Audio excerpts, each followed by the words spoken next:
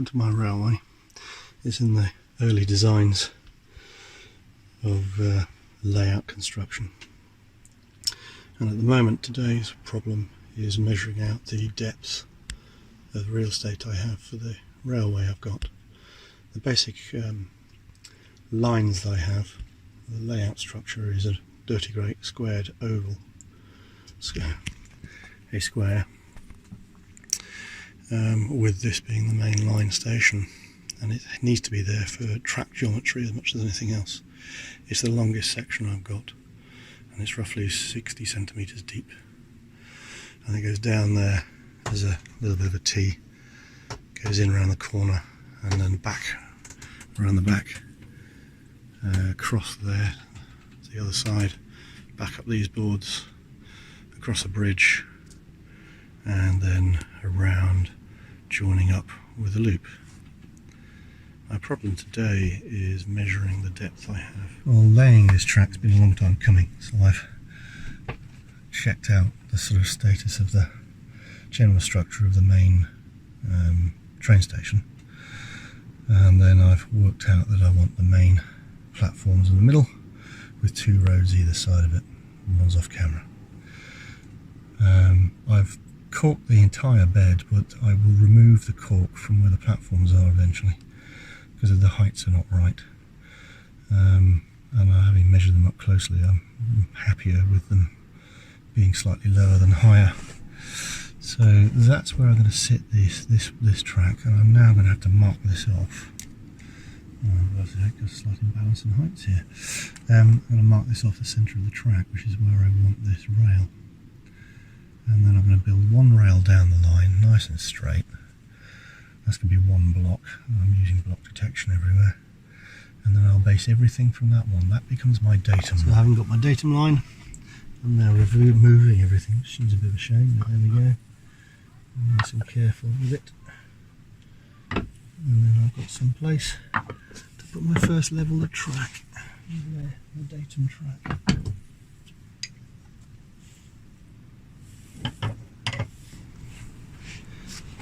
In order that I can get the track in the design I want to get as near and as tight as I dare on the straight in the station. Obviously I can't go around bends with that, they'll clash, but the track geometry allows me to put 2 points together, and I think I've just measured it empirically, I've not looked it up, but I think it's 50mm between track centres. And that of course is not your 67mm required as a general standard, but it is the natural track geometry of joining these things together. You've got some problems here with, if you look over the top here, the tracks themselves, the sleepers butt up against one another and don't allow it to be fitted properly, but with appropriate trimming you can get in there. And then the gap between the trains is actually quite tight but bearable, and there'll be a platform on each side of those as they come into the station.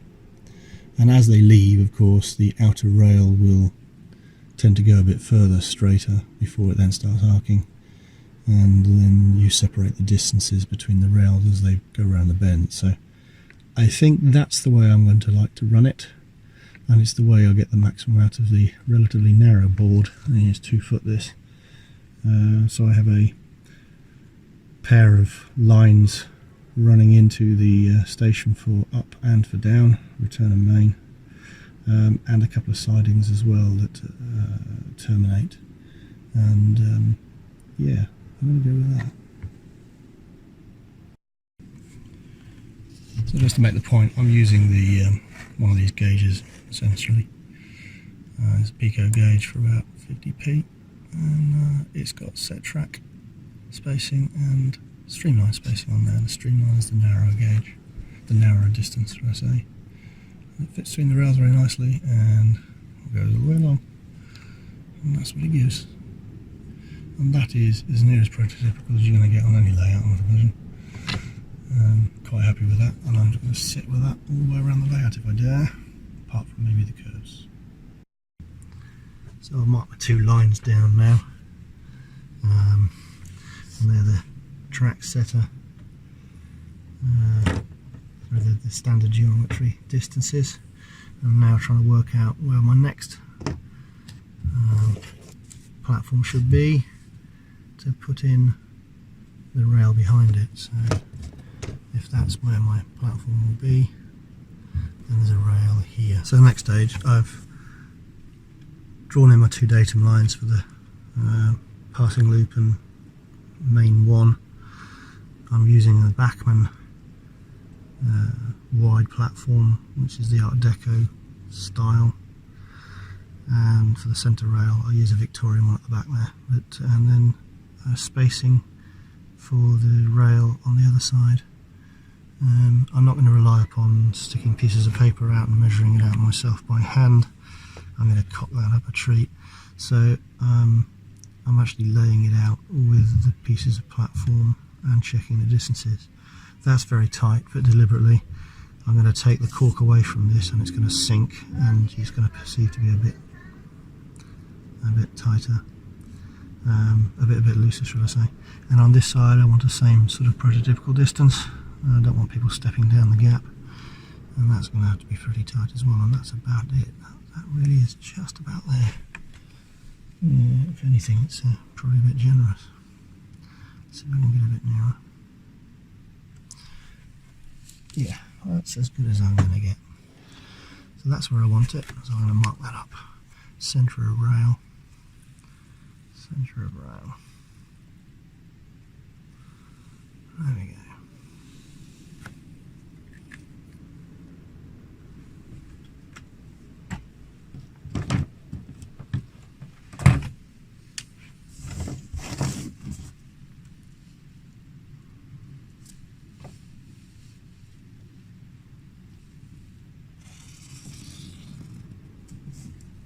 That's my line.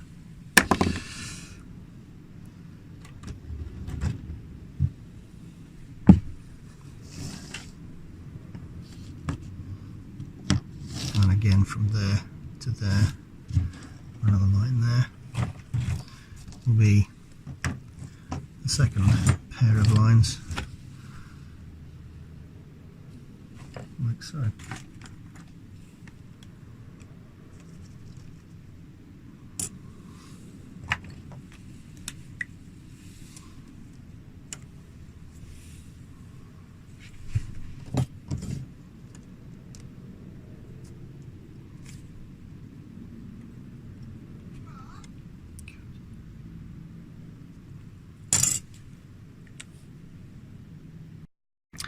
So this is a very crude and very simple overview of my layout as it stands at the moment. We have the station area here, which is what we've been looking at, and there's a passing line on a through on that one, a passing line and through on that one, plus a terminating section there, and a terminated section there. Interchanges, and goes around the layout, all the way around, all the way around, all the way around, and comes back. So that's my loop. You then have an entrance here into the helix, which goes around, a very interesting helix, which I'll come on to later. Down, it's 30 centimetres below, and goes into a yard. I've not designed this yard yet, it's just there to give me an idea. And then from the station, it has to be a to and from station. From there, goes round on a single line, a sort of local line into a station here at the far end, and back again. And that's a terminal station. And then this is its little station, its goods area, and a yard or something there. And the only other bit here, which I've not designed but I know roughly what I want, is I've got a turntable which allows me some ability to turn the locos round, etc. And I want in and off, on and off from the local line on there as well, so don't have to go to the station to do that. So I've got a bit more design work there. The area that's fixed is this really. I've got some tricky decisions here of precise placement, and that's because of these little orange blocks here, which is, expand out, is this beastie here. I've got lots of physical stuff with the loft which really is cutting up the space, and that's changing because of the track geometry problems and issues. Actually where these things are placed is really critical. Can I go that side? No. Can I come this side? Yes. I'll have to shunt it this way. So I've made the platform as long as I dare, but in fact they have to be shrunk a bit really to allow them to come this side. And at this end I've got height problems, which means I'm going to have to start climbing earlier to get over the line here. In fact, actually I'm going to put them all at an angle, and they're going to go in there around, because there's more height there to clear before they come off here and run on the top round. So there's a little bit of changing around and fiddle work to do, but I'm quite enjoying this bit. As for the sectional stuff, well, I've got two bullhead sets of points there back to back. The straight element in and out really is going to be the fast line in through, and the turn-offs are going to be into the station side, the passing loop, etc. And that's sort of here somewhere. I'm going to merge those two probably, or move them. Might put a curve point on the end there rather than the bullhead. They're pretty pricey. Can't bend them. I can't bring myself to do that. But it's supposed to be that point there, and another one back to back from there to give me the loop into the siding, so into the platforms. Now, the thing that's vexing me at the moment is the placement of these points is not only important for the track work geometry, where I lay everything, and the limits to the station, etc. But it's also I'm introducing blocks, block detection, and semaphore signals, etc. to follow on behind, and that requires, because they're all being interconnected, that requires that these isolations, which these are unifrogs, but I will need to isolate them, and you have to have some sort of principles I'm going to apply here. And the first is that the owner of the two exit points is to that point there, the lead in. So when I put back-to-back things like that, I'm forcing a block across those two sections. That is one block. I know that's not really typical, but it's forced on me, so I may need to split those to put a bit of track in between so I can break the blocks up a bit. And then when it comes into the station, maybe the blocks actually continue a little bit until they're safe, so they don't interfere if something's in that section. I don't want it to provide false readings in that block. And isolations need to be, well, technically, electrically, you only need to isolate one half of the circuit, one element of the one side of the rail, but because I'm introducing asymmetric voltages to make the feature of the ABC automatic braking control, it has, I encountered this when I was trialling it out the other week. You can place the asymmetry on one half of the track and it not have any impact. So it's important, therefore, you actually place, I think, isolations on both halves. I'm sure there's a way around it, but I haven't worked it out in my mind. So there will be isolations on all points, or all ends and entrances to a block.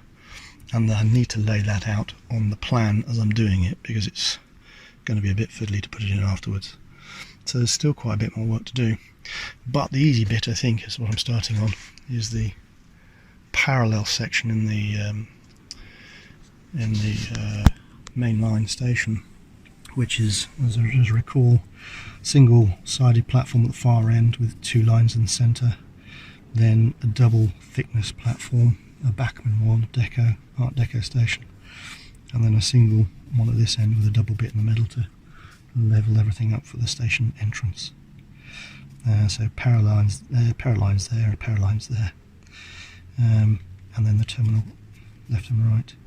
And the simplest way for the blocks is that each individual platform will be a block, and then the entrances will have to be a monitored section as well to manage the signalling. And so I'm consuming about 8 to 10 blocks just in this section alone. It's easy then to just lay the line up and draw them up. Dot to dot. Nice. Even I can do that.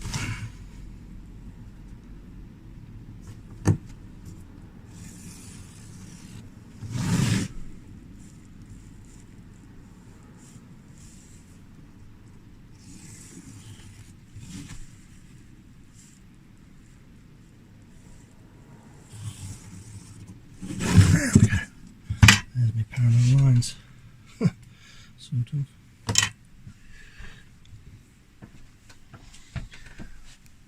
Right, mark them all up. I'm tempted just to put one hole down the centre, but I'm going to do two because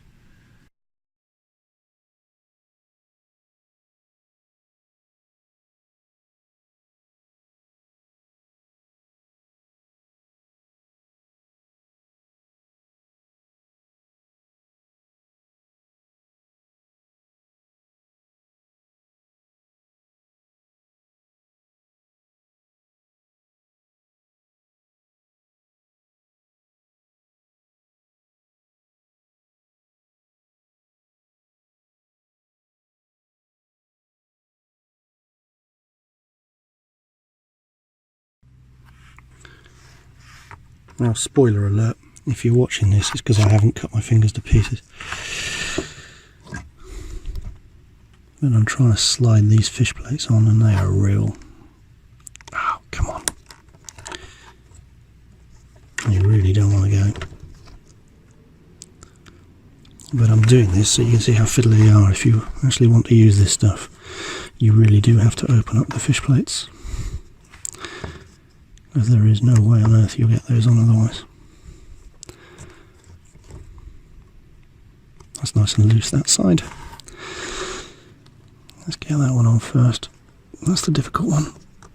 There we go.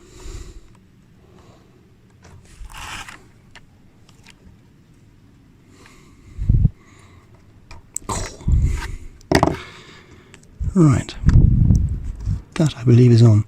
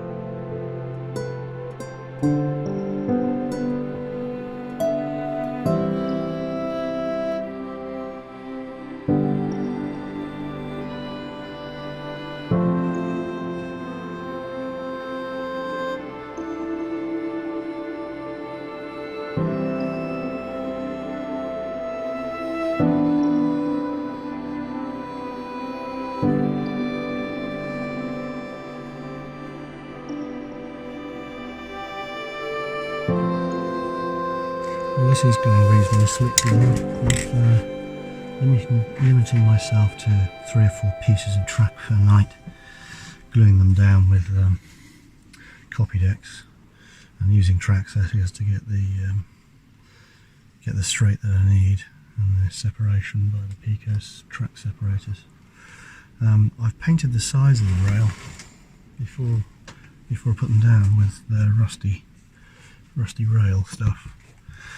And that takes the shine off everything. I've cleaned the tops already, but I've chosen to spray this in situ with sleeper grime to take the plastic sheen off it. I did consider spraying them off the board before I stuck them down, but I thought that was just a bit too much. I also just wanted to have some paint that would actually see if I could cover the rubberized surface that the copy decks leaves behind. So I've got myself some rail match stuff, and I'm just going to spray the tops of these very, very lightly, just to see, as a test piece, just to see if there's any good. I'm sure it is. I'm kind of a bit worried that the copy decks won't allow it to stick. I'm going to get it too thick, blah de blah de blah, you know. But I'm going to put it down before, of course, you spray the you drop the ballast down. So this will just really be a covering for the plastic sleepers, and hopefully we'll cover a bit of the background too, but that's not really very important. I have no idea how thick this stuff sprays, so it is just going to be a test.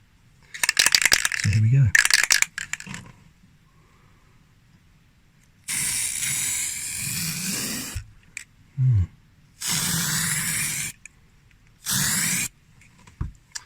Well, it doesn't look too bad actually.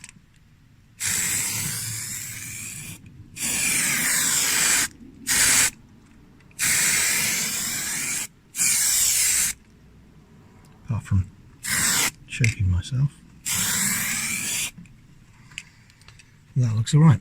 So when I fill it with ballast, the sleepers will be the right colour. Right, well I'm about to lay my first points. At the moment I've just got 1, 2, 3, 4, 5, 6, 7 pieces of straight track down, and I've been laying out the intended plan and ironing out the wrinkles with roots and so on. It's taken me a good few evenings to work them all through, and I've chosen the first point to do is the mother of all points really, is this beastie here. I've had it specially made. I'll probably put the shortcut below. It's Pico's Code 75, but it's not bullhead rail. They just don't do the slips and the double slips and the crossings yet in this. And to be quite honest with you, I don't think I could afford it if it did.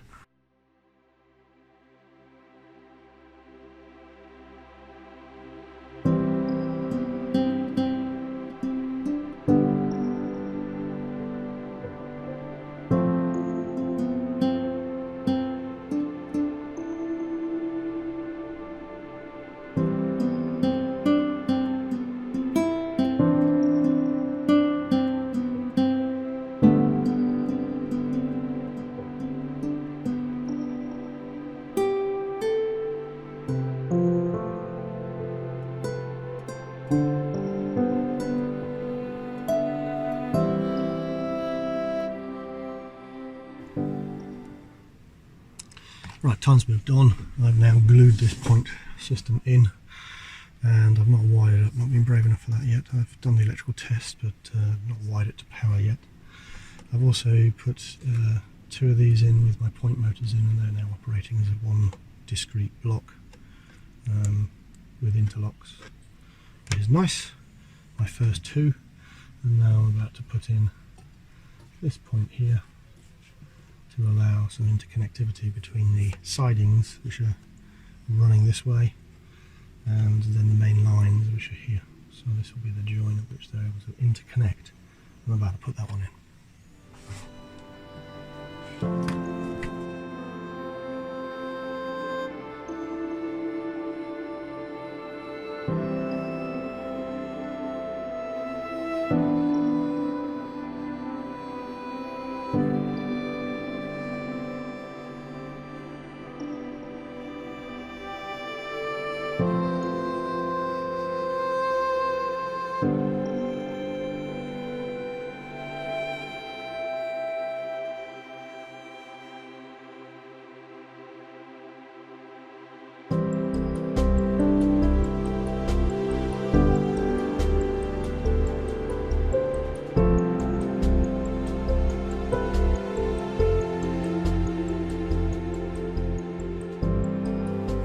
And I nearly forgot, don't forget to take the steel blade out, the point. I've got to be very careful about these because I don't damage the track in the process. Oh, I've got the wrong angle that one, I've got to do it this way. Don't make the mistake of using your track cutters on this stuff. This is tool steel, it'll destroy anything you use unless they're proper hardened steel cutters, as these are, except that I can't get close to the track. There we go, perfect. I don't know where that piece of metal went, but it went a long way.